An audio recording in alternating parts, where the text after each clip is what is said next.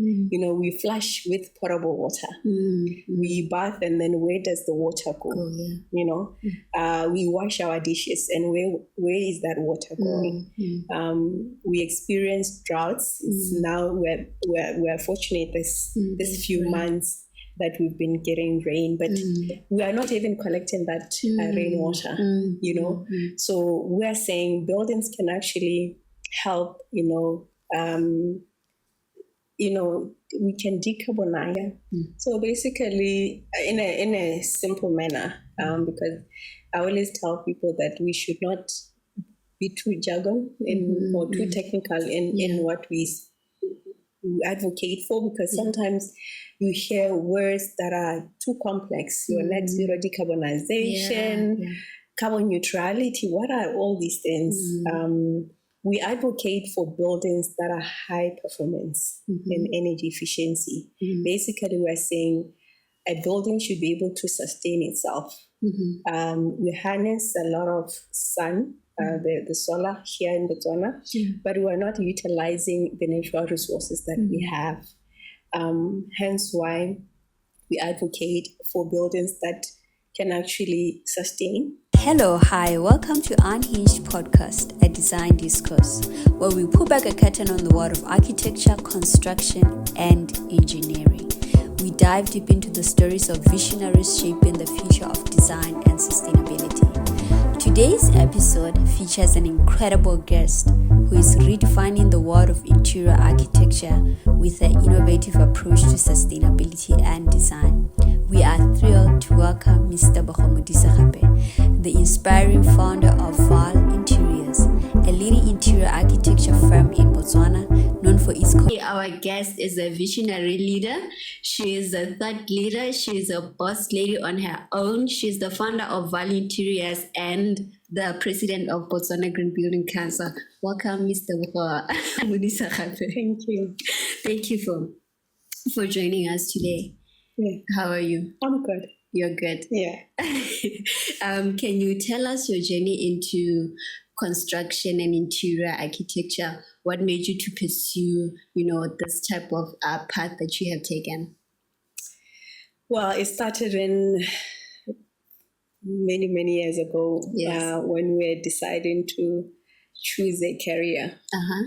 Education, actually, when I just finished Form 5, and my mother had just said, I think you're good at, moving things in the house. Why don't you look for a course that speaks to that? And that was interior design.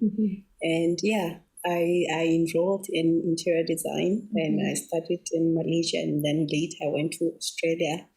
And I came back in 2004, where I used to work for a private company for almost 4 years. And then I started my company, Val Interiors. So how has it been being a woman in the construction industry? I don't really think about it. I don't consider myself as the female, led company owner, because I take it as like I'm one of those guys, it's a male-dominated industry. Even though I always say, why do we consider construction and the built environment a male-dominated when our grandparents, especially our grandmothers, used to build our homes? So I really don't, think too much about being a female leader. I just go in like any other person, especially that I've got my role models are male figures. Male figures. So I don't really think too much about it. So how did your early experiences in the industry shape your vision as an interior architect, a designer, and a leader? Being my own boss, my own, I used to get inspired by a lot of people. Watching, I had recorded a lot of, programs in Australia, where I used to see, people doing their own, their hands-on. I'm a very hands-on person. So I said, okay, I'm going to be a student and learn every day. We really need to learn, even though you've got an experience in the industry, but you need to, learn new trends, learn new designs, especially when it comes to sustainability. The world is going ESG. We talk about ESG. What is ESG? Again, if I was to go back, ESG for us as Botswana or Africans has always been there. We've always been sustainable. So sometimes I think we forget that, as Botswana, our traditions really have that, our vernacular architecture. Yes. So you get inspired by, our vernacular architecture, the environment, because we've got so much that we can learn from. So that really inspired me. Okay, how do I design? I designed looking at our environment and the people. We've got so much. Our rich culture really helps also in terms of designing. And we're inspired. I mean, I remember in Malaysia where we used to struggle to just find a stone anyway, even different types of soil because everywhere is paved. Sometimes we miss that. But when I came home, you can be inspired by the, your environment, the landscape and everything else around you. Okay, I believe that eventually, sharpen your design philosophy as a designer and interior architect. So what inspired your creativity? You've been saying our African architecture, our vernacular architecture. What more inspires your creativity and approach to problem solving in your projects, the different projects that you do? A lot of corporates, that one is the inspiration comes from, the brand guidelines of the different corporates that we deal with. It's an inspiration that we have to extract from the brand guidelines or brand manual. And we see, we always say, help the client by solving their problems. And we speak to the end user. Most of the time, the people who are giving us, the project are the, sponsors. These are not the people on the ground. So we always go back and say the people who need the space are the ones that we need to find out. So we question people like, okay, what is it? What are your pain points? And then we work around that, and we take the brand guidelines and then infuse it with the design concepts that we take from, we always get inspired by different designers across the international designers and of course local, depending on what they do. So my inspiration is basically from the problems that they currently have and then build up. But we try to mimic the environment because, these days you need to bring the outside into your inside space. So we mimic that because you need to have, plants, greeneries in your space so that you increase the productivity level in the workplace.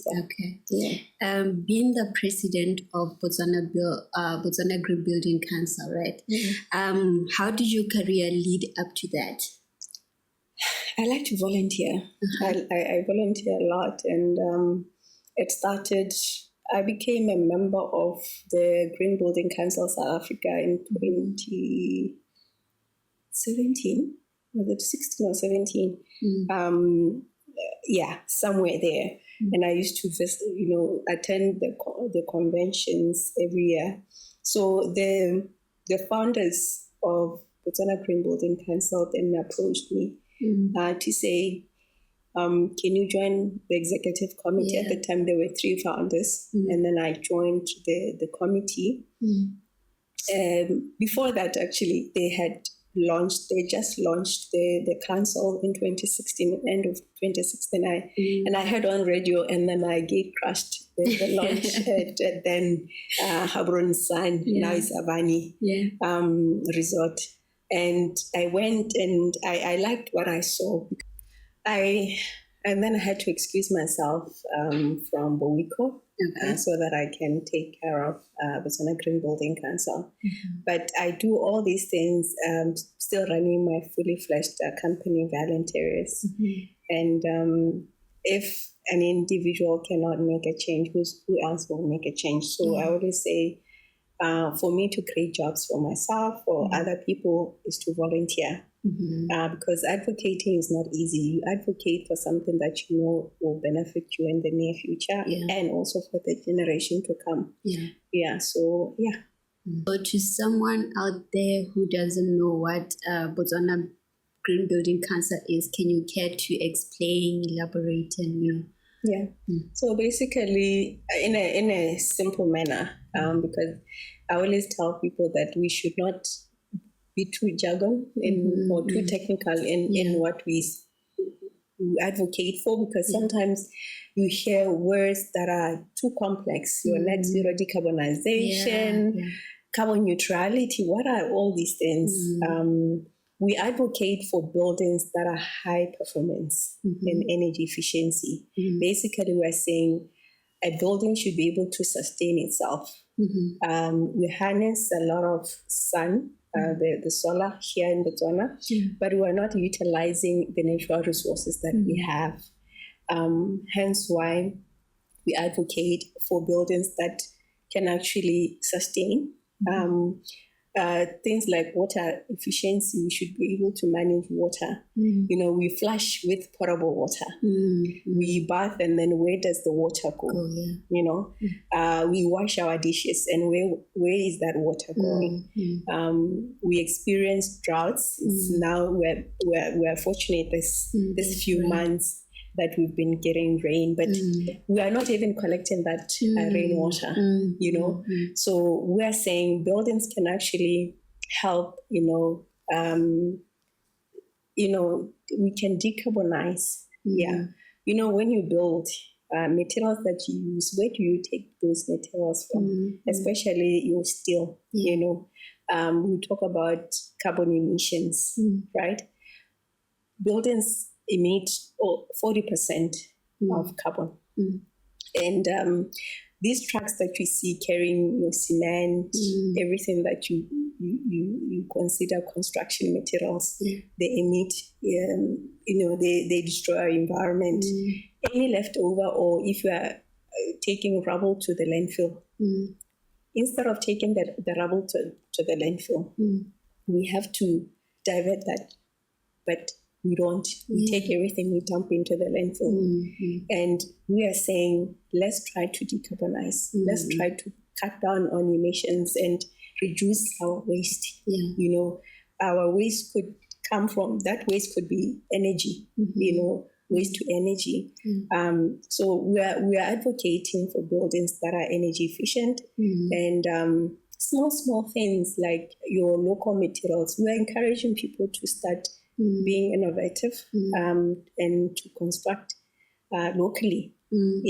Have materials or manufacture locally. Like few companies that are locally manufacturing building materials, like your bricks, bricks, who else? Tiles, So that's that. And the other thing that we do is we are trying to certify buildings that are energy efficient. This means that the return on investment is high. It means you are no longer going to be paying for your electricity if you go on solar off-grid. That's why people say off-grid. It means that you are tapping energy or power from outside the source, the BPC instead. So that's that. And then in terms of water management, you use faucets, for the taps. Those ones that when you are that helps you reduce the amount of water aeration. So you see that there's a lot of air coming out, and then instead of having bathtubs, it's best you use showers, because with the bathtub, you can fill it up. When you pay bills, you don't consider, In fact, people who pay bills, they are always considerate. The person who doesn't pay bills is the one who feels like that, where you see that line. So we are saying, we're encouraging people, but lately we've had a lot of people coming, showing interest that they want to go energy efficient. We do have our international companies or partners, okay, I wouldn't mention now, but where we're saying save your energy 20%. That's your minimum. Energy, water, and materials. Yeah.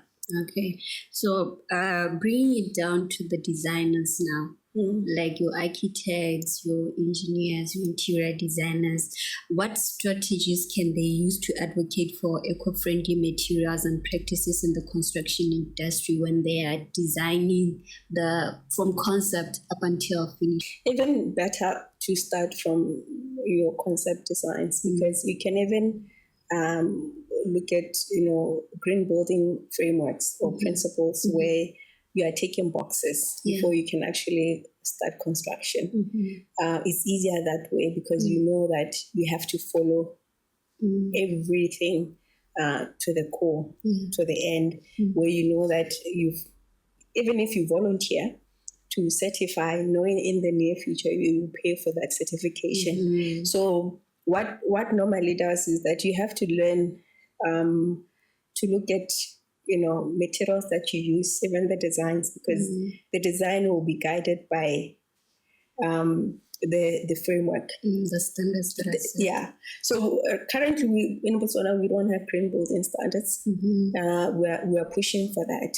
That's part of what we do at Botswana Green Building Council, where we partner, like for instance, with Botswana Bureau of Standards to say, let's develop green building standards so that now everybody complies. Okay. Yeah, even your 2.5, the considered 2.5 can comply. Yeah. Okay. Yeah. So that means that that has been not incorporated in the national building codes and regulations of the country as of yet. As of yet. Okay. In fact, what they were trying to do was to add energy efficiency into the building codes. So it's not, COVID happened and I think things stalled a little bit. But as the Botswana Green Building Council, we're pushing for that because we've got global technical partners who are willing to assist with their experience. And we've been talking to BOPs with regards to that. Okay. So how do you, as a council, promote the awareness of the benefits of the green building among professionals, among businesses and the general public? Are there any specific programs or workshops or, something that you are doing to put this thing out there so that people can know there is Botswana Green Building Council?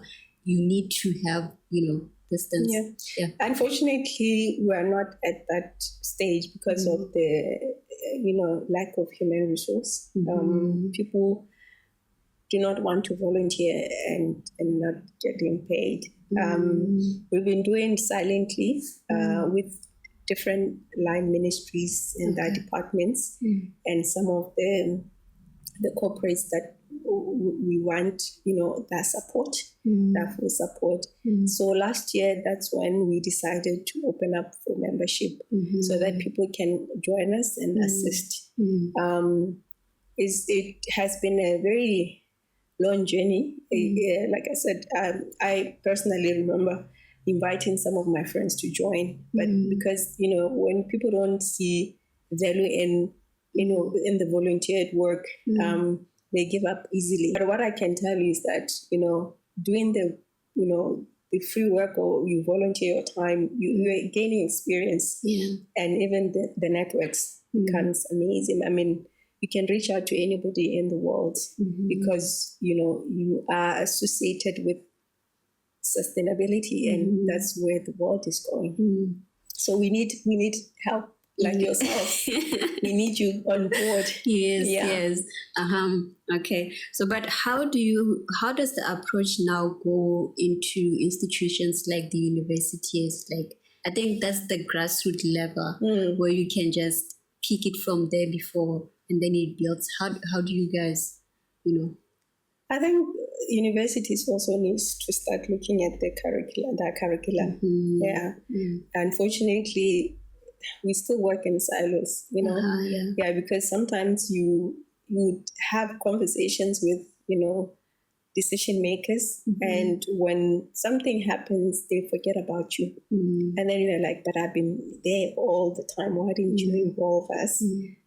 Some of them, when they get overwhelmed with the usual work, the normal day-to-day business, they forget about, you know, these people that they can bring on board to assist. So we do have technical partners that I wish, you know, people can take advantage of, so that if they need help, even the students, our membership allows students to come on board. But the moment you see, I mean, it's what, 50 pula or 100 pula for students. That person cannot want to part ways with 50 pula or 100 pula, but it benefits you because it builds your portfolio. Yeah, it does. You know, when somebody says, oh, you're a member of, it gives you, you know, credit is reputable. Especially that we're a member of the World Green Building Council. It says a lot. All right. Yeah. So what, since you're saying you're a member of the World Green Building Council, what role does you guys play in that, and how does it impact or influence ours in a way? The fact that you tell your potential sponsors or partners that you're a member of the World Green Building Council, obviously it's a tick. Yeah. We sit under the Africa Green Building Council, the outreach committee. I sit there and with two of my colleagues, where we look at how we can, you know, grow our network in Africa.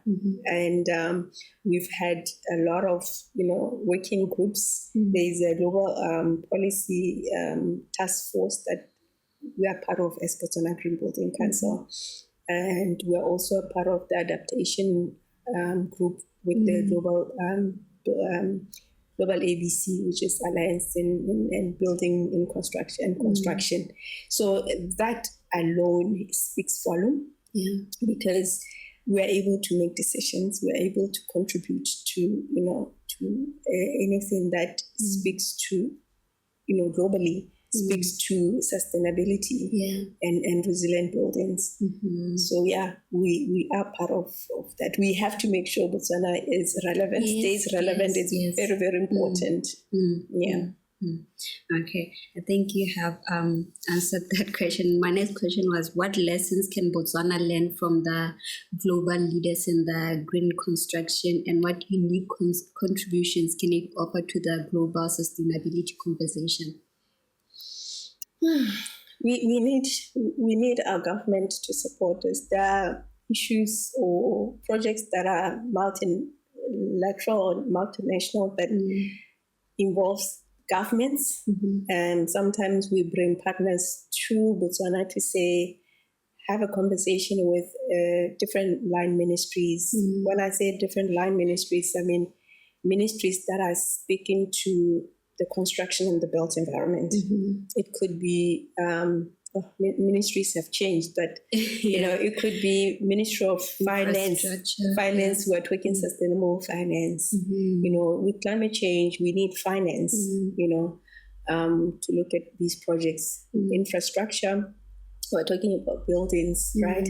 Environment, again, we're talking waste, waste management, and just the environment in totality. Climate change, the Ministry of Environment and Tourism has got a department of meteorological services. That's where our NDCs sit.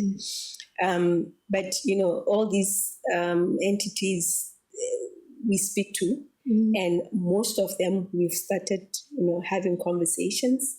Unfortunately, sometimes when, you know, you need to reach out, they're not there to assist. You know, they'll take you to one ministry to the next ministry.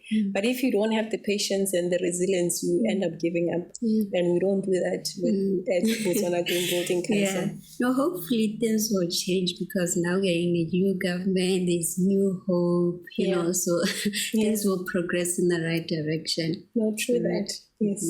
Okay. In closing, how do you see the future of interior architecture evolving over the next decade? For me, I think we shouldn't forget our traditions and our customs. To be honest, I think we can innovate from where our grandparents left off. I'm sure they are not happy with us where they're sleeping because we've done very well with our vernacular architecture. Look at our homes when we were growing up in Botswana. Being built by our grandmothers using cow dung and just the swell from, it's a distance away from, and the thatch. You did not need aircon, no lighting, and you know what it did in terms of thermal properties. It comes winter is cool, is warm. Come summer is cool. You didn't have to, have shortage of materials. You always have materials to build from, and it was done by women. And what I loved about it is that as kids were able to go out and fetch cow dung. It was like a competition where you have to wait for the hot cow dung early in the morning. And it was part of health and well-being because we exercised a lot. We used to run around.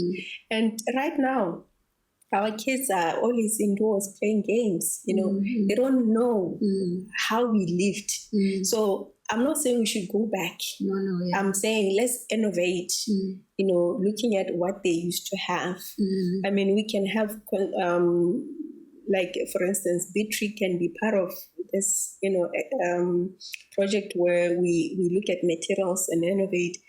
Startups are there. They are trying to look for innovation, around the country, overseas.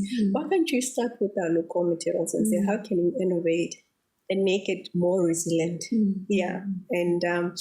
And we've got, like I mentioned earlier, we've got rich culture.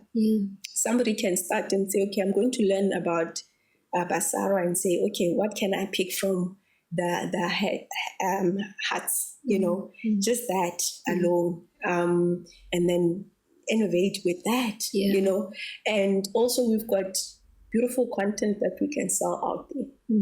I remember I posted a nice, simple structure, and I had raised my hand, and I was almost the same height as the building. And I posted on Instagram. People were loving it, just the texture and the small windows. These small windows, right now we're saying our windows should be smaller than our walls, right? But as Botswana, we love big windows. Yes. But what does it do? Right? Allowing the sun coming in, there's so much energy that we consume. Because if you put big windows, obviously you are letting the sun come into your space. And then you start complaining it's hot, and then you've got air cons and your bills go up.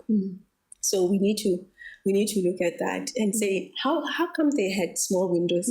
We're going back. We're going back. So sustainability really at its core, it's about working with what you have in your environment. Yes. And then we don't believe in recycling. Sometimes when you renovate, which is,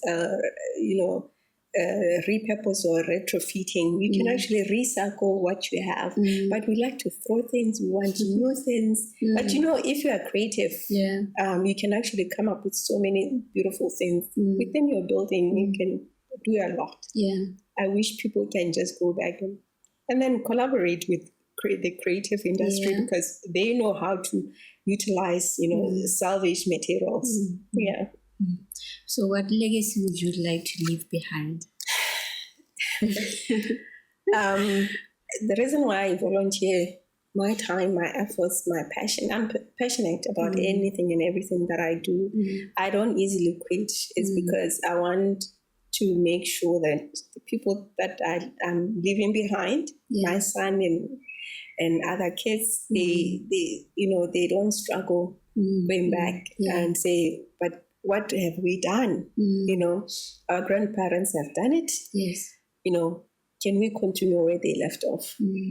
But obviously being innovative. So I just want to see people just doing what sustainability is all about, not just greenwashing. It's not about greenwashing. The problem Whereas if we are not careful, we're going to end up seeing ourselves greenwashing.